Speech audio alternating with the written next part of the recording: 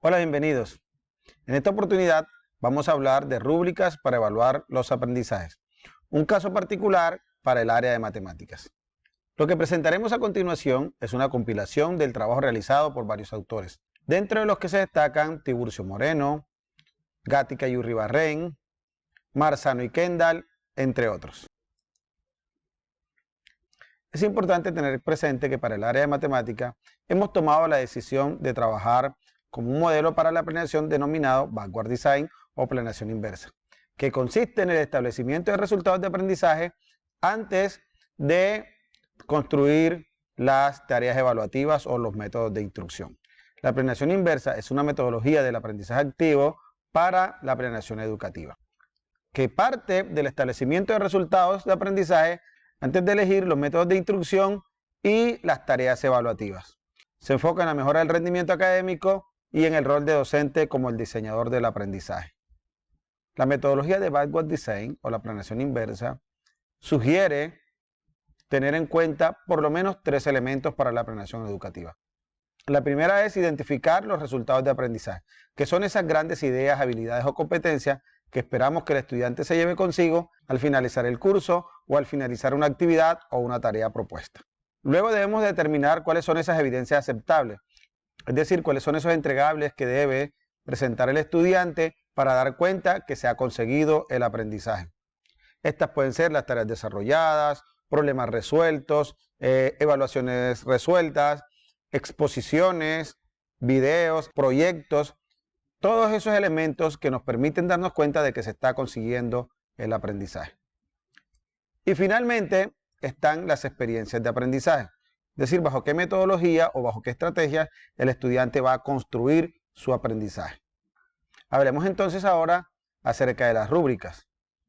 Lo que vamos a presentar de las rúbricas es una definición técnica. No se trata de una definición elaborada, ni de un análisis filosófico ni epistemológico del concepto de rúbrica, no. Es una definición técnica que nos puede ayudar a comprender de qué se tratan las rúbricas y cómo construirlas. Entonces, ¿qué son las rúbricas? Las rúbricas no son más que guías precisas que valoran los aprendizajes y los productos realizados. Son tablas que desglosan los niveles de desempeño de los estudiantes en un aspecto determinado, con criterios específicos sobre el rendimiento que indican el logro de los objetivos curriculares y las expectativas del docente. Estas permiten establecer al profesor lo que esperan del estudiante y los criterios con los cuales se va a evaluar el logro de un objetivo mediante una tarea o actividad. Además, permite que los estudiantes conozcan los criterios de evaluación, pudiendo orientar el modo de realizar su trabajo y posteriormente revisarlo. El trabajo con rúbricas es bastante interesante ya que nos permite al profesor y al estudiante controlar nuestro proceso de aprendizaje. Al profesor cómo se va desarrollando el aprendizaje de los estudiantes y a los estudiantes cómo se va desarrollando su propio proceso de aprendizaje. Las rúbricas las vamos a encontrar de 2 tipos.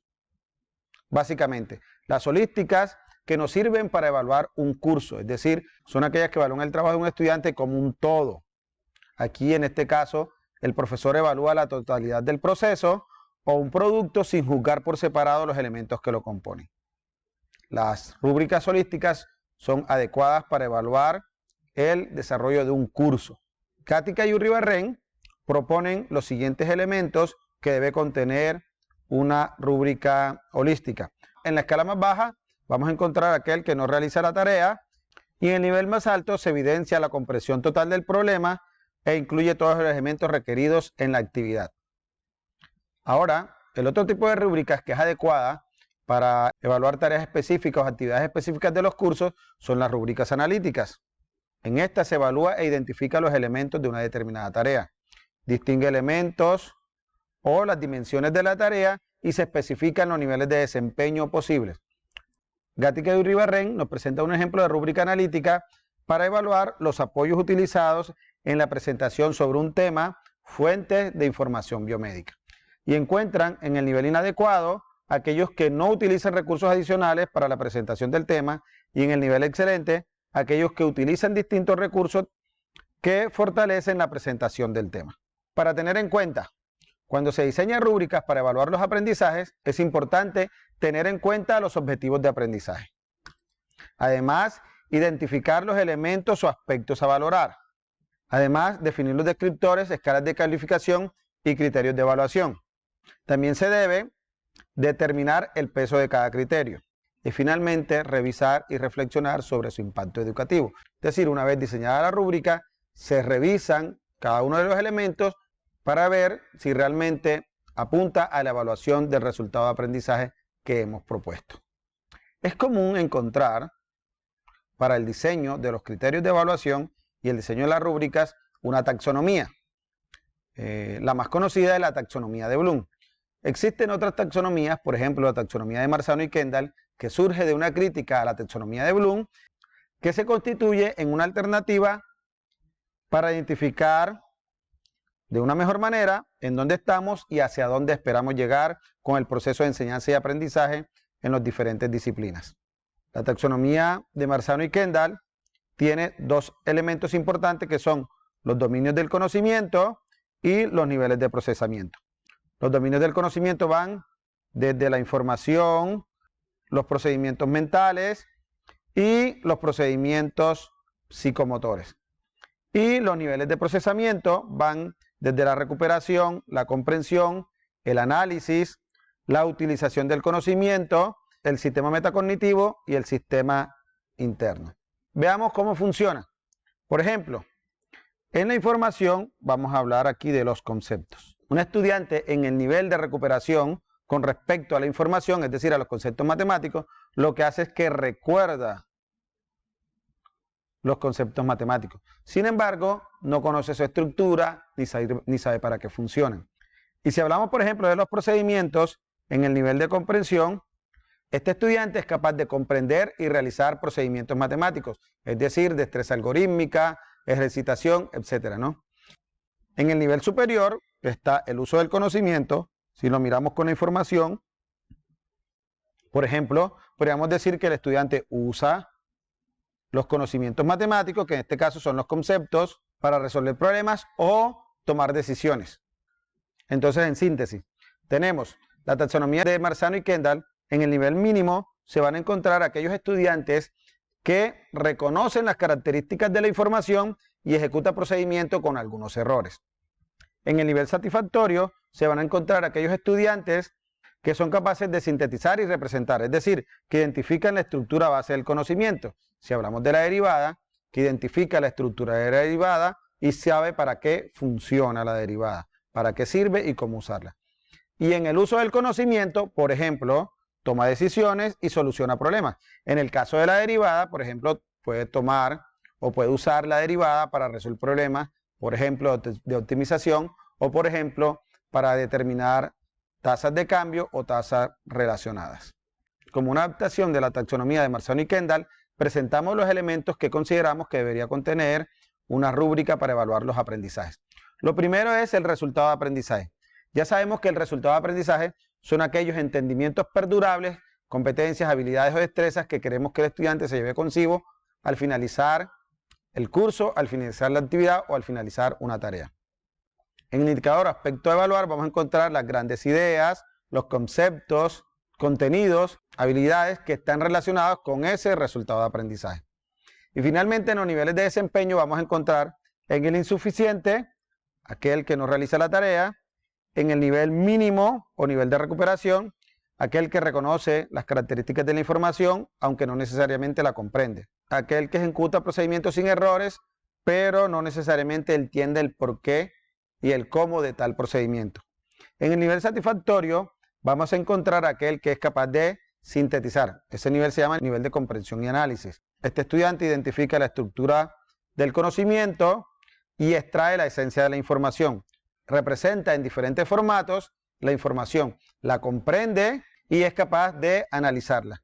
Y finalmente, en el uso del conocimiento, toma decisiones a partir de los conocimientos matemáticos, es decir, usa los conocimientos matemáticos para tomar decisiones o para resolver problemas.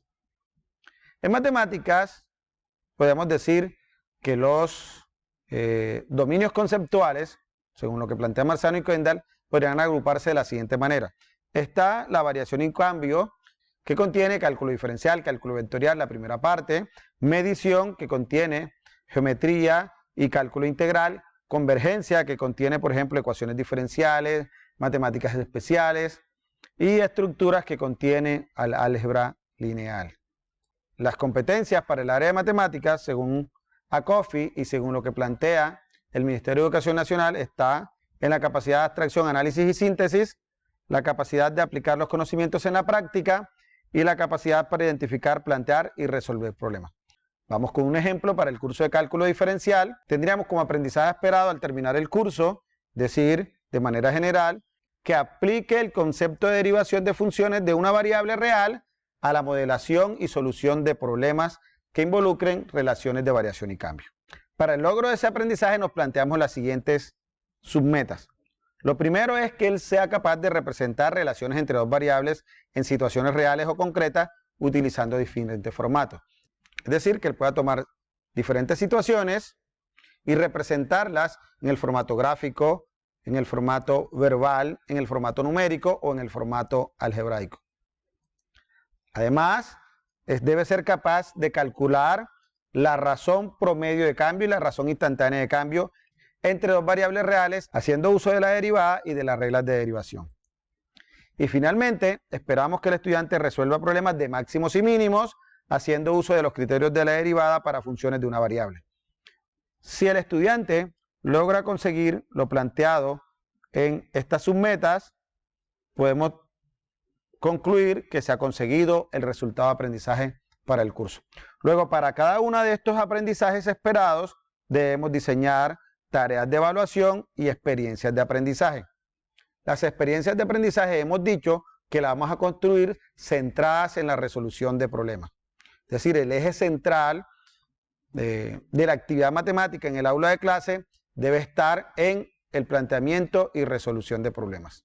Más adelante podemos ver cómo utilizar la metodología de resolución de problemas para construir experiencias de aprendizaje en el área de matemáticas. ¿Cómo quedaría la rúbrica general para el curso de acuerdo al aprendizaje que habíamos planteado?